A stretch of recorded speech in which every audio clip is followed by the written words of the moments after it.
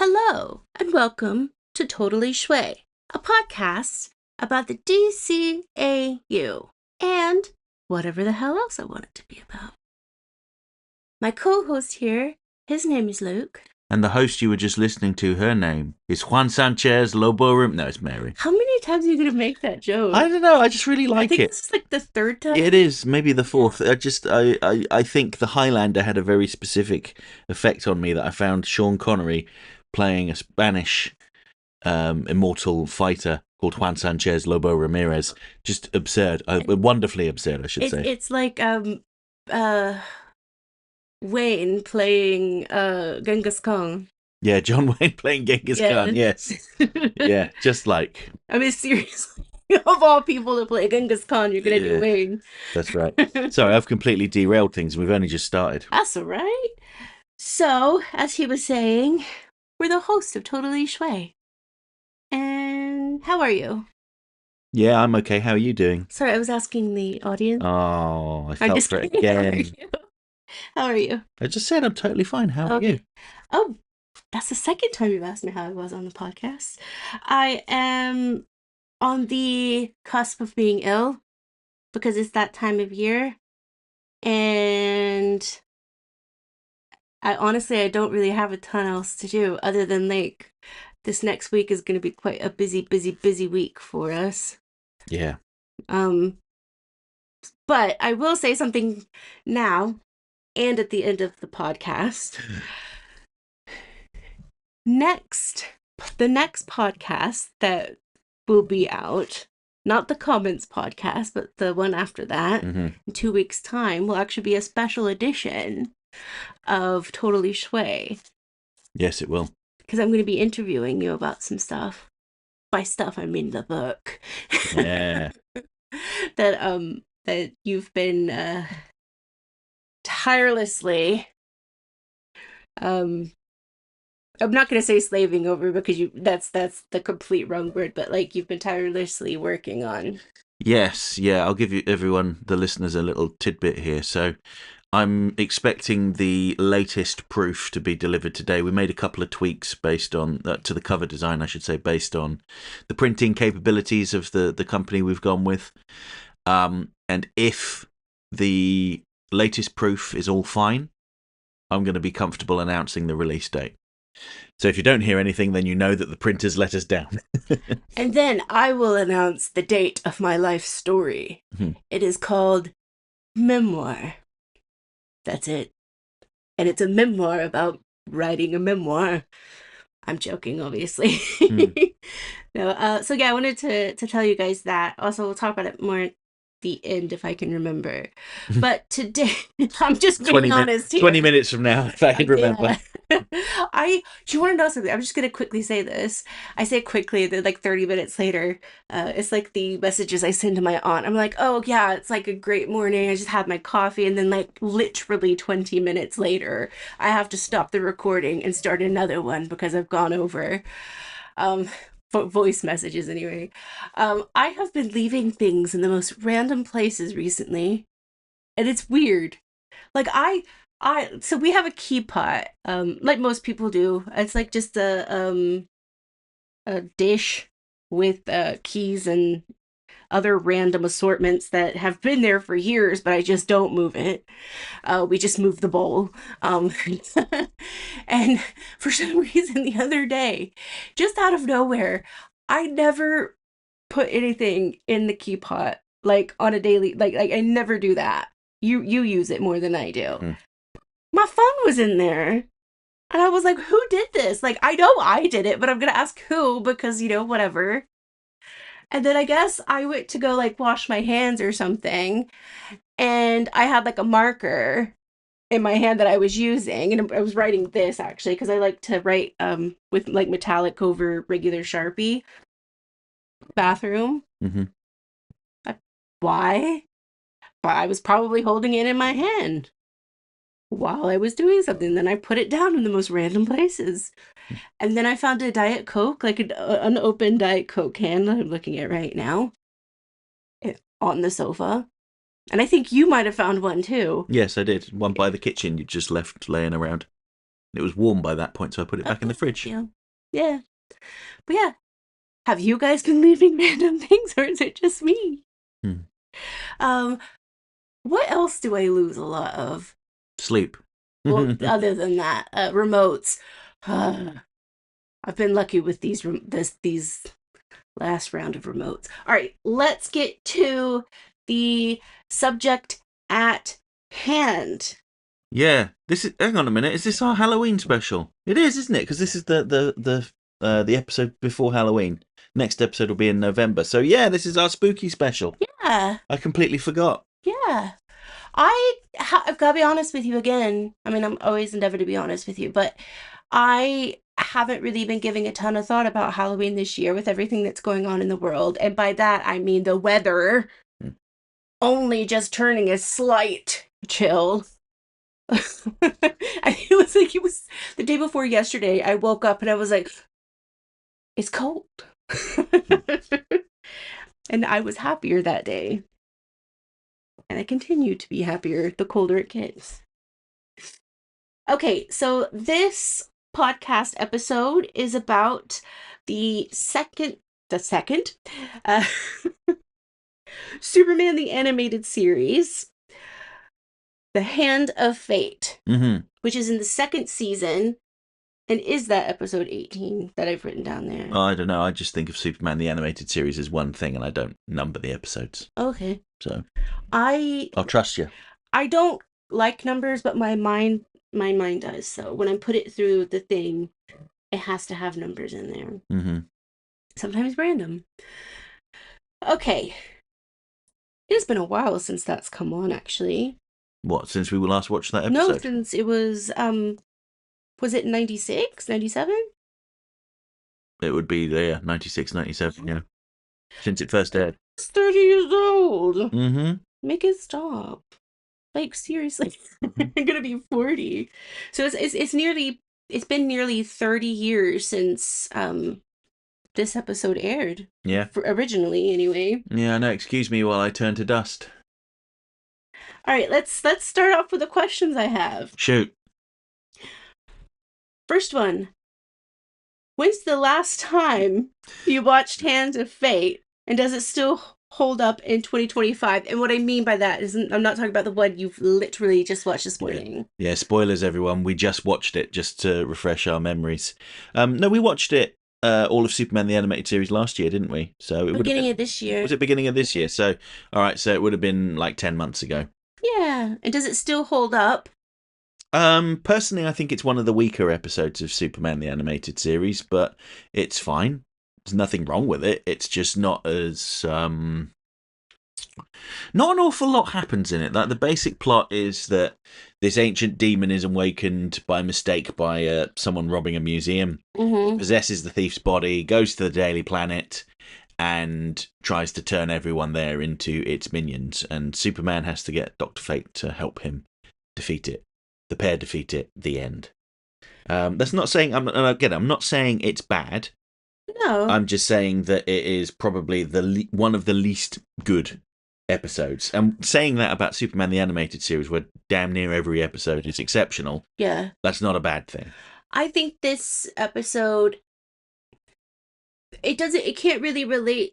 No, I'm sure you could, but I can't at the moment relate to it being in, this day and age, as opposed to, in 97 or whatever year it originally aired, because it's one of those stories that it doesn't really need a time on it.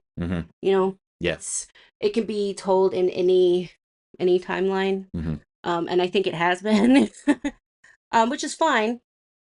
But yeah, I'm gonna say sure it holds up, because the story itself does. Because, like we just said, it can, they could do a Peacemaker episode like this. They probably could, yes. Do you hear that, John Cena? And if you need somebody to play the Cthulhu guy, I unfortunately I can't do guy voices, but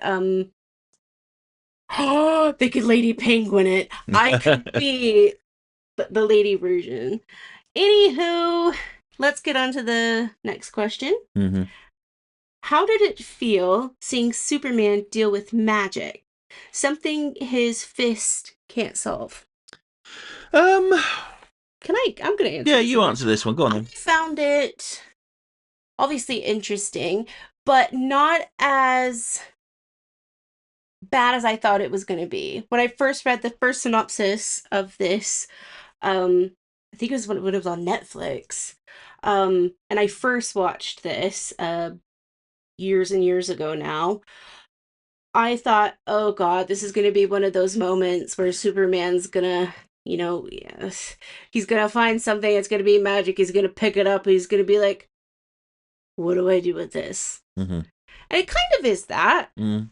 in a sense, but what the great thing about Superman is great at working with other people Yeah, sometimes. yeah. I think one of the things that. I wasn't finished, but Oh, that's fine. sorry. Why don't you finish then? um well, I can't remember what I was saying now. So he works with really well with people sometimes. Sometimes he doesn't, but this time it was kind of a mixture of both to me because it was something new for him in terms of like not necessarily new to magic, but it's our first time seeing him kind of deal with this. Mhm. But he's not doing that like caveman rock thing. You know, how in some not just cartoons, but in some shows or movies where it's like you see the main character finding something that they, never seen before and they Mm. just act really stupid. Mm. I don't think Superman did that, which was a relief because I literally thought that's what it was going to be. Mhm. Yeah, I was going to say that um, when they have had Superman crossover with other characters, um, they don't generally like introduce them as if they, including their origin. Mm-hmm. Um, I guess they did that with Green Lantern, like that version of Green Lantern. But the Flash just turns up; he's already there and Yeah. already a hero. You're supposed to know who he is. Batman, obviously, you know who he is. Aquaman, the same. And they took a slightly different approach with Dr. Fate in that Superman had already met him somewhere else off screen. Yeah. Whereas all those other heroes, while their origins weren't included, it was their first time meeting Superman. Mm. So that was kind of I don't think. No, I'm not going to say it's bad, but I would have liked to have seen the introduction of Doctor Fate. But then again, at the And same time, Inta. yeah, and Inza, yes, his wife, and also a capable sorceress, I suppose you'd say, wouldn't you? Yeah. But I suppose that they've done something different there by having him as a pre-existing hero, which kind of makes sense in the universe as well, because Doctor Fate is a Justice Society character, and they're like the World War II superheroes. They've been around almost as long as Superman has. Since Methuselah. Yes. But I would have liked to have seen more of Doctor Fate, but I suppose you might get on a question about this later on, but kind of seeing Doctor Fate lose his faith Mm-hmm. was quite interesting. But I'll hold that idea until you get to a Yeah. question about it. For new viewers, Hmm. do you think this episode sells Dr. Fate as a cool character, or does it leave him being mysterious? I don't think he's a very cool character in this, because when you first meet him, he's fed up and he's like, I've quit being a superhero. I'm not going to fight anymore. I'm just going to go out into space and do my own thing. And then when he does turn up, he's got that artifact that will trap Karkle and immediately drops it down a pit. Mm-hmm. It's just like, oh my god, Dr. Fate, you had one job and you bungled it. I I didn't think Dr. Fate was a cool character. I do think in because it's in Justice League Unlimited he's in. Yeah. I think he's cooler in that than this. Um, Even though in a way you kind of get more story with this one without getting more story in this one. Hmm. Um, yeah. I don't think Dr. Fate is that mysterious in this show because it's a guy that uh knows sorcery, a guy that can do stuff with magic, and to be honest with you, in terms of like the DCAU, there's not a ton more that you have to know. It would be really good, like you were saying before. It would have been really great to know more of the story of this particular Doctor, Doctor Fate. Um, but yeah, I don't didn't really seem as a cool character, which sucks. They don't normally say that, do I? No. Okay, let's move on. Hmm. And the real question: if you found Doctor Fate's helmet lying around, would you risk putting it on? I'll Oh, answer this first. go on. No, because I know I have a big head. It would magically fit though, because it's a magical item. Okay, then yes. But then that means you would become the new Doctor Fate potentially for hundreds of years. I have done worse things just going down into town and having to take my headphones out when I talk to the cashier because the self-checkout's broken. So yeah, I'd do it. What about you? Knowing what it is, I will say no. Oh, okay. Okay. All right. To move on to a different sort of section. Dr. Fate's retired when we meet him. Do you think that says something about hero burnout or loss of purpose? It's definitely burnout because he says that after he returns, he says Superman says to him, why did you do it? I thought you quit. He said, well, because of you. You went back and fought, even though you knew you stood no chance. Yeah. It's all about Superman inspiring Dr. Fate, I suppose. And this goes to show that the creators behind the DCAU shows, because even in Batman, we see what real burnout can look like. Yeah. They were talking about it in a kids show, in a whole kids universe, before it became like a super mainstream, not taboo subject. And yeah, not the most realistic look of burnout, like, oh my god, my magic. Or, stuff like that. But it was still very true to what burnout is. And it's exceptional that this was written for, kids that were probably under the age of, 13. Yeah. Allegedly, even though I'm nearly 40. I'm not 40 years old. I'm 30 years old and I still love it. Let's talk about the wife. Or as I like to call her, the real hero. Yeah. Yeah. I didn't even have that written down. Inza, Dr. Fate's wife, really pushes him back into action. Is she the true voice of reason in this episode? No, Superman is the voice of reason. But she makes some rather cutting, sarcastic remarks after she gives Superman the talisman to help him get through the field. Mm-hmm. The force field that Cargill has put around the Daily Planet building, I should say. And then he was as well. Oh, yeah. You had one job, Superman. Mm-hmm. Dr. Fate says to Inza, you sent him to his doom. And she responds, what do you care? And walks off. So you can see the fact that he's given up on his mission has kind of driven a wedge between the two of them because she helps Superman. She heals his wounds. She casts a spell to repair his costume. She's doing what she can. She may not be like the all-powerful Dr. Fate, but she's still contributing her. What she can do, she is doing. I don't think that any other character in this show could be considered the voice of reason other than Superman, because he's always the guy. Again, we'll go back to that episode near the end of it where Dr. Fate says you went back. Superman will always go back, no matter what iteration of Superman it is, and it's because he does have a reason. He isn't the reason, but he will always support what that reason is. Mm-hmm. The people. Yeah. And he is the voice of Earth, really. Yeah, and it's very much about doing what you can. Mm-hmm. Superman can do a lot more than most people, so he does a lot more. But he doesn't ask people to do the same amount as him. He just says, do what you can. Yeah, because he knows that when humanity comes together, they can do a lot more together than they could do apart, and that's what Mm. he tried. It's the unity of it all, you know. Unity. Oh. All right, let's move on. Superman is used to punching robots and aliens. How does this story challenge his problem-solving style? You know what this reminds me of? What's that? He channels his inner Batman because he has to work in a different way. Although both of them are punchy hitty type things, it's the logic part of Batman.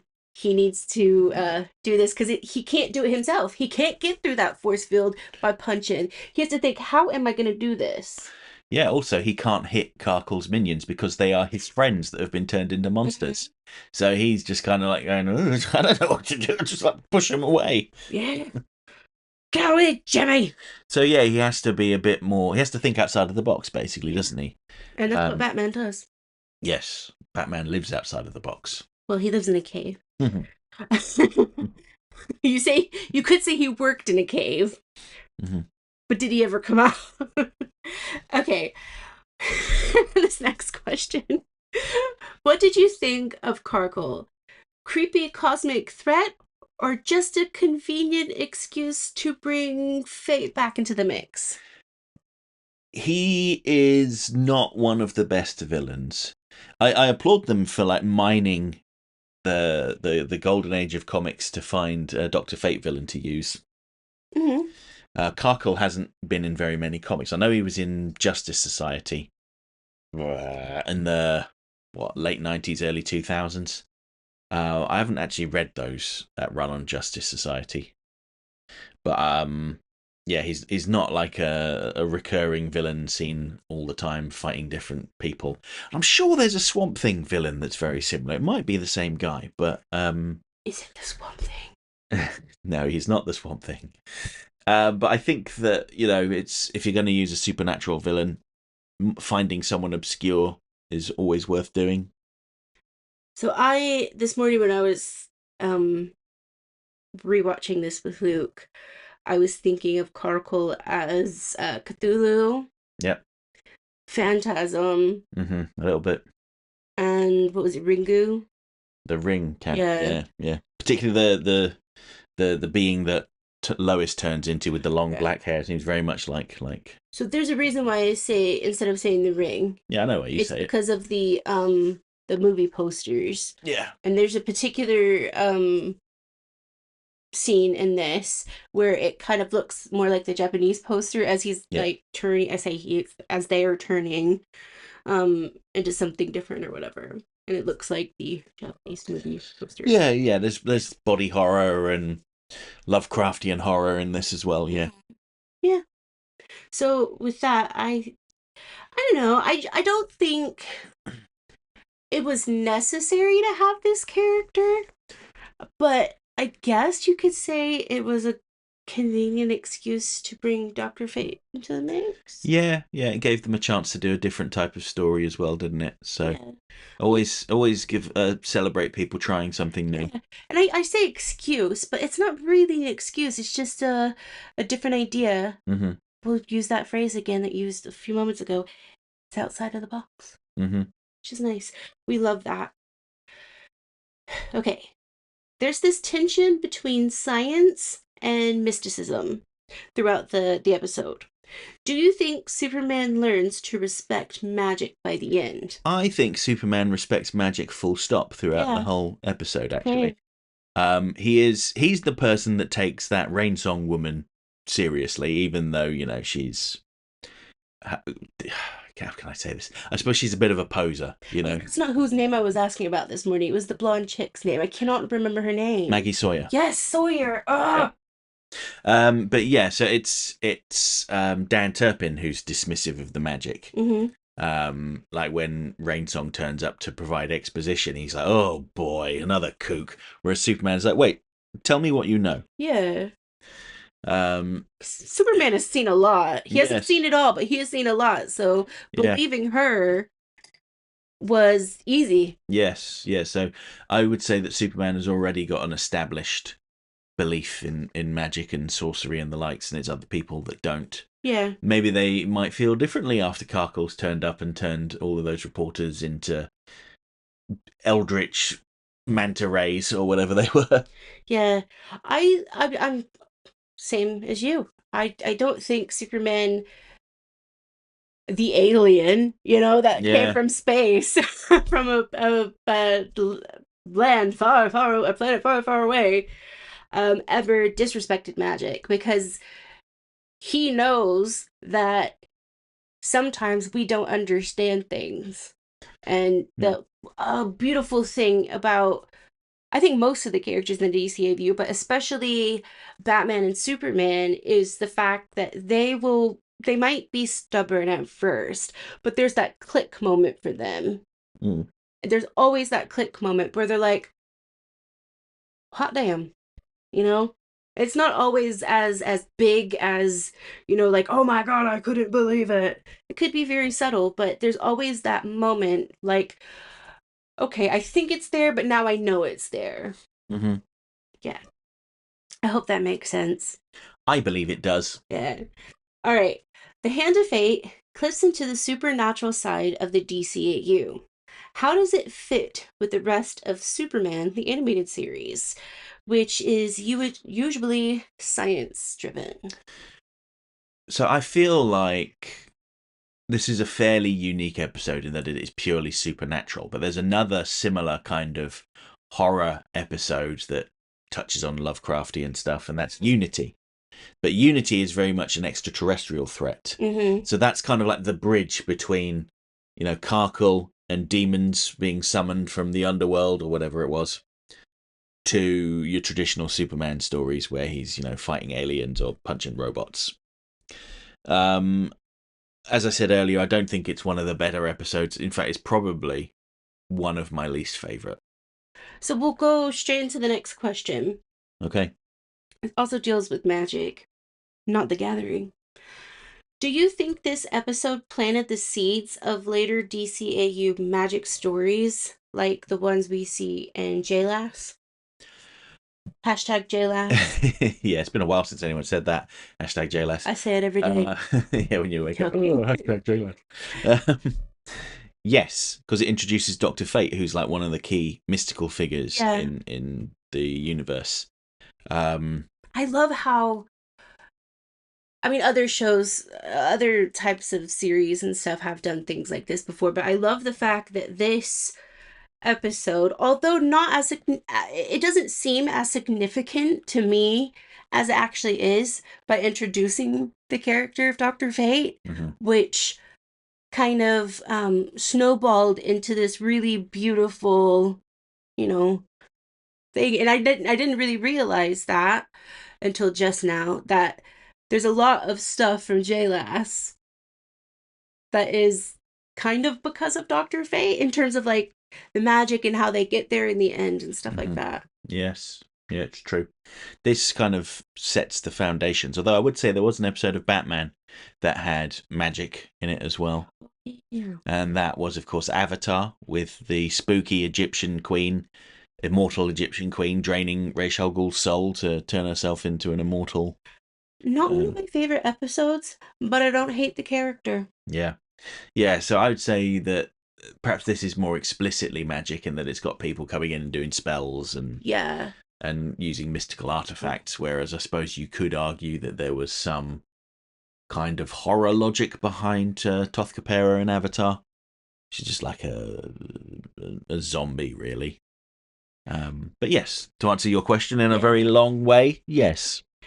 That's fine. I always go the long way anyway. Superman and Dr. Fate couldn't be more different. What do you think they each learn from their encounter? Well, Dr. Fate learns not to give up. I'm never gonna give you up. Yes, that's right. That's become his theme song now. Whenever he appears through his little Anuk portal, that's the song that plays. And what does Superman learn? I don't think Superman actually learned anything. I think his lesson occurred off screen, where he learned to be open-minded about magic and stuff like that. I think it's a constant thing for um, the heroes of the DCAU is that there is a constant, reaffirming why they're a hero is because Hmm. everybody is a little bit different in the ways that they try to be good. Yeah. And even though they do it differently, others might not. And they have to, you know, we don't always see that part, like you just said, but you always kind of know it's there. Hmm. And Superman is just, he's always kind of reaffirming that. Yeah. You like this question. I better. If you had to describe Dr. Fate's vibe in one phrase, how would you do it? Um, Can I do it first? yeah, go on then. Meh. Meh. I was going to say obtuse. The reason why I say this, here's my reasoning. I just find it really annoying when you have characters that are so strong. So freaking strong. I almost swore there. Um that you know that they can do something just by like sitting there or whatever, but obviously they're burnt out and stuff like that. But Mm-hmm. I don't know. I just felt like it could have been a bit there could have been more to the episode if they would have like spoke about the burnout in a different way, Mm-hmm. because to me it just comes across as, again, a story we've read, heard, watched, probably hundreds of times. Good guy having a bad day has to learn from others. Well, sometimes I would like to have more of the story before the story ends, because I don't get a lot of those times. You don't get the reason, the that one event that did it or whatever. It's just, oh, this person's burnt out. Yeah, I mean, sometimes it's not just one thing that Well, yeah, causes I it. know that, but it would be nice to have more of the story. Yeah, yeah. I mean, that's kind of what we were saying earlier, Yeah. wasn't it? About how it feels a little bit like it started midway through the story and there's a big chunk missing. Hmm. You can kind of fill it in your head, I suppose, but Oh, yeah. so yeah, that's what would yours be? I was going to say he was being obtuse. He could Oh have yeah, just come out and said, you know, this is how you get Carkle. yeah, that's the vibe, the phrase, and yeah, meh and obtuse. I can't do an English accent, although I do try sometimes. All right, we're nearing the end of this episode. Fate tells Superman destiny has a plan for everyone. Do you buy that? Or do heroes make their own fate? Well, to quote Terminator 2, there's no fate but what you make. Exactly. And I feel like Dr. Fate was saying that as a way of shirking his responsibility to kind of excuse his attitude, his poor attitude, I should say. He's like, well, what will happen will happen. I suppose maybe it's fitting for someone called Dr. Fate to believe that there is a set path for everyone. But sometimes that path is meandering and you don't get directly led to where you're supposed to be.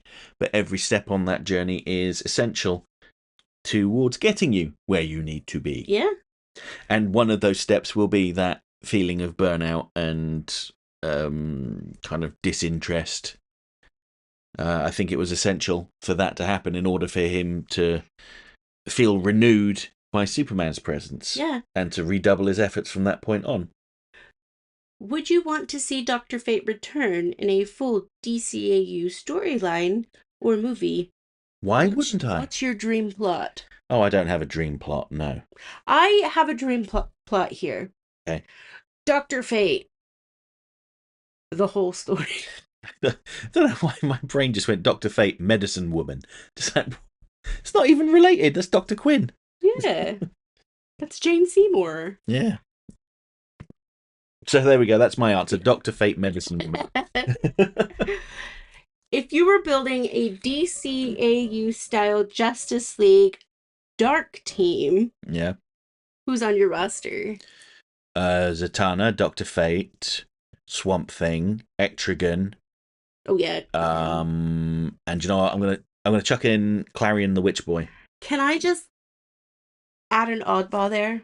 No. Nothing to do with magic, but is magical, if only for what he rides. Orion. Orion. No, I think some of the people from New Genesis could be on the dark team. I suppose they could, because their technological powers do seem like magic sometimes, don't they? They do. Yeah. Mm-hmm. It's my just copied you and added one person. Okay, so you wouldn't add someone like Shining Knight or oh god, who's another good magic character? The answer is no. No. Fair enough. I would probably just pick Etrigan and Orion. Etrigan and Orion are the Justice League Dark. Yeah, and obviously Zatanna. And you know who would, control the team?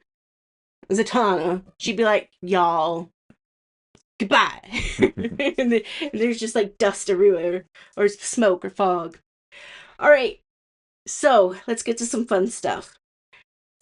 Before you do the fun stuff, shall we ask the listeners to share their DCAU Justice League Dark teams? Oh, hell yeah. Share them in your responses, and that's how I'll know you listened all the way to the end. Also, what color are your socks? My colour socks are black. I don't have socks on. I have my slippers because they've got like fuzzy stuff in them. So, yeah. Yeah. But dark team, and what color are your socks? Mm-hmm. I am a white, gray, and black sock person. I have one purple pair, but I'm not interesting when it comes to socks. And I have one brand of sock that I like too. Okay, so let's get to some fun stuff. Favorite moment, line, or visual from the episode? It's when Rainsong and her coven of witches turn up and they say, "Okay, where do you want us to go chant?" And Dan Turpin goes, "Ugh." Mine is just Enza.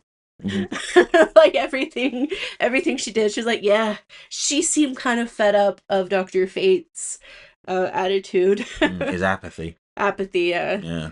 Because she understands that being Dr. Fate is a little bit, sometimes we have harder, or sometimes Dr. Fate's gonna have a bit of a harder time, not making excuses, but he's gonna have to get through it. Mm-hmm. Say that to me on a bad day. I'm like, no, never. Okay. Who would you trust more with your soul? Dr. Fate or Zatanna? Dr. Fate. Because he's a doctor. You've got to trust doctors. I want to say Zatanna, but no, I'm going to say it, Zatanna. Okay. Just because I want to be different. And Dr. Fate, I don't know what world I would come out in. Like, some like Stone Age post-apocalyptic world where there's gonna be just jelly flying around, and then my soul's gonna be like, have you seen the latest episode of Grey's Anatomy? Can you tell me what's going on? Please? And then you hear me screaming, what do you mean Sandra O never came back? Anywho, so final question, and it's a fun one. If you could create an action figure or action figure set from this episode, what would it be? I feel like the obvious answer is Rainsong and her coven chanting while Dan Turpin's like groaning, going, ah. But no, serious answer would be we'd have Karkle and Dr. Fate probably like battling, with tentacles wrapped around him while yeah, I think that would be a good set. So I'll tell you mine. Barbie Dream House. Yeah. One of them has an actually, I think it's more than one now, but when I was a kid, there was one that had the functioning elevator like in the movie. Mm-hmm. Wasn't exactly like that, but it was there. So I would create something like that from the scene where Superman is going down to get the artifact that Dr. Fate dropped. Mm-hmm. But I would create like a tower, like like a monument type thing, Mm-hmm. where the top of it would be Carcoal with Dr. Fate, his tentacles, I'm gonna call them, wrapped around Dr. Fate. Carcoal's tentacles wrapped around Dr. Fate, and then you get that like gradient of this world all the way going down to the underworld Mm-hmm. to, I can't remember the guy's name, the underworld eyes guy. They didn't say his name. Yeah, Just big green eyes and a big green and mouth. you'd have Superman kind of just going down there, getting the uh artifact thing. Superman noping his way out of there once he sees what's down there. He's like, nope, not staying around here. Bye. Yep. Um, yeah, I think that makes sense. What I just said. Yes, it's like a diorama. So Yeah, diorama. Yeah, you got Fate and Carkle at the top, and then there's a pit going down with Superman at the bottom with the scary eyes and mouth. and you could have the other some of the other characters on there as well, but just have um the characters on the inside, and then have like the whatever they're called pop off, so you Mm-hmm. can see like it's Lois, it's Jimmy, it's Turpin, you know, Mm-hmm. and that's what I would do. I So, think mine's a bit more expensive than yours. yeah, yeah. I think it's a very niche product as well. It probably would only appeal to perhaps 10, 20 people But that's on the okay. planet. As But long as yeah, it made one person smile. yeah. That's all I would hope for. So yeah, that's the end of this set of questions I did. It's such an episode. I say such an episode. It's an episode with such significance, yet you don't realize that until you start talking about, like, you know, the magic and stuff like that, and how, the DCAU turned out. Mm-hmm. Yeah. So I want to talk a little bit about what's going on in terms of TikTok. Oh. Okay, so Luke doesn't know I'm going to talk about this. I did post something on my YouTube about this, on my community post.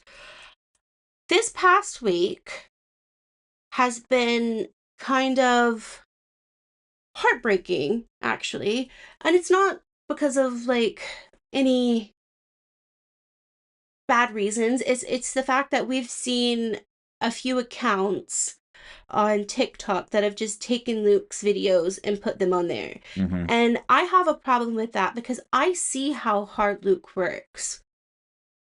And I see how much time it takes to do these. And if there's one small, little, tiniest thing wrong in one of the videos, he will take it down and he will fix it and then whatever. But for someone to take somebody's work and just, pass it out, pass it on as their own Mm-hmm. is kind of a shitty thing to do. Oh yeah, it's actually illegal. Yeah. So no one's going to be going to jail over this. As much as I would love to see them cast But into a deep dark dungeon, they it's also not going to happen. impersonated you. Yeah, there was someone impersonating me as well. Fortunately, there are reporting mechanisms for this, and I'm not talking about clicking on the report button. I'm talking about the TikTok legal department has actually got a web form you can fill in. It's called the Digital Millennium Copyright Act takedown form. All I have to do is paste all of the links in, describe what they've taken from me, link to my original content with proof that I own it, and then just submit the form. Now, unfortunately, there's so many of these copycats now that it takes me several hours to report all of the new ones that crop up each day. And I've got to be honest, it is impacting my ability to make new videos, because I could be making videos during that time, but instead I've got to do this takedown nonsense because of these pathetic little talentless worms. Yeah, we are gonna go more into it when that special video comes out that we'll film later on, probably later on this week. It's not coming out this week, it'll just be filmed earlier. But what I want to ask of you guys, because I know none of you guys have been doing that, is that, like, if you see that, can you please tell us? Because I have known Luke for 20 years now. And he's been my best friend for 20 years, and I've been married to him for nearly 16 years. Do not even try to guess my actual age. But I know how hard he works. But I also know that if he works this hard, think about some of the other people's content that they've taken Mm. too, because so many people are just, they're killing themselves out there just trying to get, not necessarily noticed, but trying to get content out there that people will watch and enjoy because it makes them happy and it brings joy to somebody. And a lot of these people that have got their content stolen on like the same accounts as Luke, um, I've seen their videos. I don't know them personally, but I know who they are, and I can honestly say like it's heartbreaking not just on Luke's part and annoying on Luke's part, but also all of these people who are in like the same type of community. Mhm. It's just so heartbreaking that we, like, my whole thing is if you have an opinion on something like Batman or the DCAU, film yourself doing a video, record yourself doing a video, because someone like myself will go and watch it and be like, oh wow, I learned something from that. And I'll be so happy to actually see that other people still like these shows just as much as we do. Yeah, and I just wanted to say as well that, if you do use TikTok and you do see these videos, don't bother reporting them, because if you're just reporting it to a regular moderator, they've got no idea about the copyright law. They'll just go whether this video is against their TikTok's terms of services or not. What you could do to help me out though is to leave a comment on there saying, if you enjoyed this 3-minute version of a video, maybe you should go watch the original on Serum Lake's YouTube channel. Do that with all of the creators Yes, that you yeah. see their content on there and that they haven't posted it themselves. And I just wanted to add as well that a lot of the people that make these similar videos on YouTube do speak to each other. So, for instance, I've been talking with James at Watchtower Database, and I directed him to the TikTok takedown form. So he's been going and reporting all of the Watchtower Database videos that have been stolen and uploaded on these same channels. And funnily enough, one of them tried to hide the fact that they had stolen a Watchtower Database video by uploading it but giving it a title from one of my videos. So what they didn't count on is that I would see this and tell James and say, by the way, this one, it might, at first glance, it might look like it's one of mine, but it's one of yours. Yeah. Report it as well. Yeah. But my whole thing is it takes a bit to upload these videos and find these videos and all of that. But what I would love is just to see these people stop doing that, but just make content of their own, because They can't though, because they're talentless worms. But my thing is, I don't believe that. I believe people, if they have an opinion about something, like a cartoon or a TV show or a movie or something, somebody's gonna listen to you. And yes, it might not be, hundreds of thousands of people, but someone will. And you'll be able to talk to other people about it. And it becomes a community just like ours. Yeah, the thing is, they don't want to put the work in. They just want the immediate gratification of it. And actually, you touched on something that I found particularly galling. So, most of the uploads that people are sharing, they only get a couple of thousand views, which, in TikTok's grand scheme of things, that's hardly anything. It still annoys me, but and it's still wrong, but I'm not too concerned about that. But what does concern me is one of the videos that they had uploaded of the Terrific Trio video I made had 500,000 views and hundreds of comments, and they'd gained like 10,000 followers off of it. And I'm like, if I get 0.5 actually. yeah, and I'm like, if I had got 500,000 views on one of my videos, that would be like life transforming. I've had one video do that well, one video in 3 years.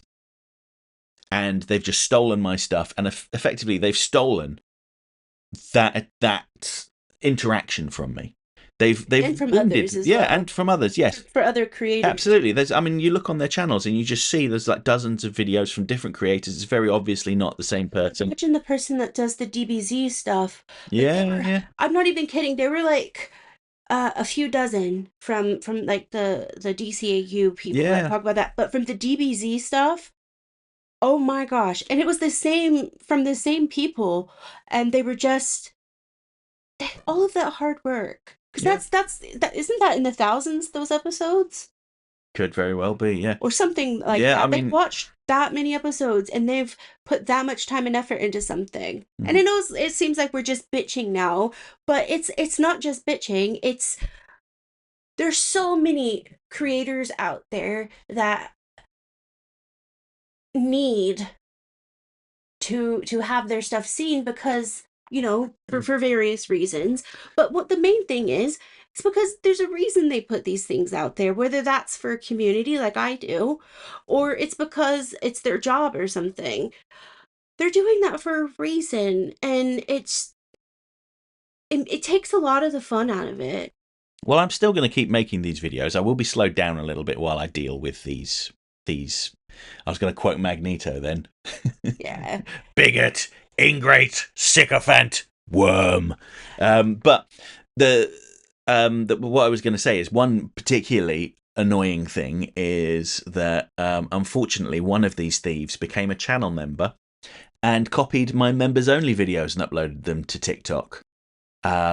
Now, I think there are actually more significant implications there because those are pay to access rather than freely posted on the internet, and I've shared that with TikTok. The annoying thing with TikTok is they say that it's going to take about a month for them to respond to me. Yeah, because TikTok is like obviously it's global, but there are so many accounts out there. Yeah, yeah, and it indicates the scale of the fraud that is going on there, and Yeah. you'd think they'd want to do something about it. But I know that's the unique selling point of their platform is that you're supposed to reshare other people's content. But the caveat there is that it's content that is shared on TikTok. That's what you're supposed to do, and you are supposed to react to it. You are supposed to add your own commentary. What they are doing is nothing like that. They're just Yeah. copying and pasting. Lazy, pathetic worms. And I will say, if just in case this person is listening, I caught him on my community and he's out now. But I will say this. I defeated Warner Brothers, who actually own these shows. I'm allowed to make these videos now without any hassle at all. What makes you think you're going to win? You're not. Well, I say defeated. I say you showed them the what fair use means. It was a legal victory, let's put it that way. So they lost and I won. And actually, they were very gracious about it as well. They were very like, yeah, okay, fair enough. What you said makes sense. And they weren't. It was a long battle, but it was amicably resolved, I'd say. Yeah, and here, I also need to say this as well. I watch some of you guys' content, and if we can all just like share our content and everything, I think that would be great. Like if you guys have a channel, even if it's a TikTok or something, if there's a way you can leave it in the comment section or just tell us like your username if you're comfortable with that, and then we'll go in there and we'll go watch some of your videos because I love that about our community is that we're so open and honest with each other, Yeah. but also some really freaking talented people. Yeah, we watch Lowell Lucas Jr.'s videos and Julia Rolls Yeah. and somebody else whose name escapes me at the moment. Mind you, you have been reading your own book. Yeah. Uh, Oh, is this your segue to the no, closing? I'm just saying why you can't remember any names. There's a video you're working on. Do they know what it is? No, don't say it. Um, and then there's me, uh, getting kind of ill. So that's a job in itself. Because one minute I'll be fine, and then I'm like, I would say yelling, but I would say swearing at the HomePod because for some reason it just decided, hey, I'm not gonna work today. She was yelling and she was swearing a lot, and I was like, I'm trying to work in here. He did not. He was like, what did you say? I said it to myself. I was like, I'm trying to work in here. I can't remember what you said, but it was something like I kind of like I was pissed off in the moment, but as I was going to sleep last night, I was like, huh. It was like, oh, it was the fact you already turned it off. Oh, yes, that's right. You were telling it to turn off a light that was already off. I was trying to have it turn on because I turned it off with the thing that because our listeners really want to know this. Yeah. But yeah, those are just some thoughts and concerns. I just really, I'm, obviously I'm gonna speak up for Luke and, cause he my mans. But also he's my best friend, and I would do it for any of you guys. And there's I'm just going to one of the accounts that I saw, and this is, I think I posted yes, I did. I posted a screenshot of one of them, and so many. He had hundreds of videos from like dozens of different creators. And it's the time that those creators will never get back. And they worked hard on that. And it really, it's heartbreaking. Because yes, people do make money off of YouTube and stuff like that. That's a great thing. And that's a wonderful thing that people could do on YouTube and on TikTok. But it's the creativity and the time that they put into that pisses me off. And I've repeated myself like 5 times. Yeah. So I apologize if this is annoying. But if you made it this far, can you tell me what is your favorite... Oh no, I was thinking about this the other day. I think it was like on Wednesday, when I was making my coffee. I was like, I wonder what Doc has for his coffee order. I don't know why it was just Doc in particular. I was just like, yeah. So everybody, tell me what your favorite coffee order is. So wait a minute. Now we've got 3 questions. There's what color socks are you wearing? Orange. It's a question reference. The coffee order, and what was the other question? It was actually relevant to the your Justice League Dark DCAU roster. You know what? I'm going to add a 4th one in there. My God, you're going to confuse everyone with all these questions. Have you had enough water? I haven't. And did you apply sunscreen properly? I do not. Even though your wife went to college for I don't go outside enough. You should still wear it if you're by a window. We don't get sunlight through this window. Yes, we do. No, we don't.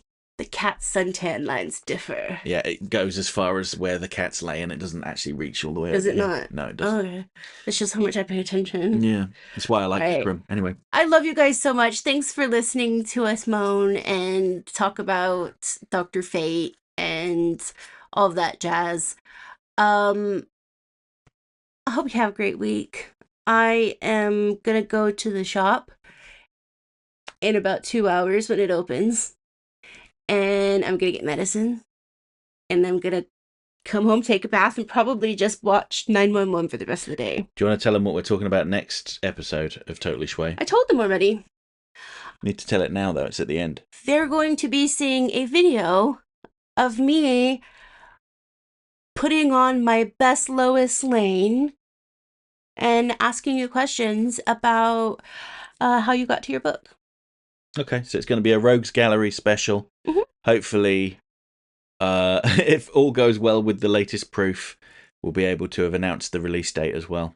Yeah, so I'm having fun with this. I really want to I need to have a little bit more joy in my life with everything that's going on in the world, and the weather changing and stuff like that. I'm gonna try to have a bit more fun with the podcast and stuff like that.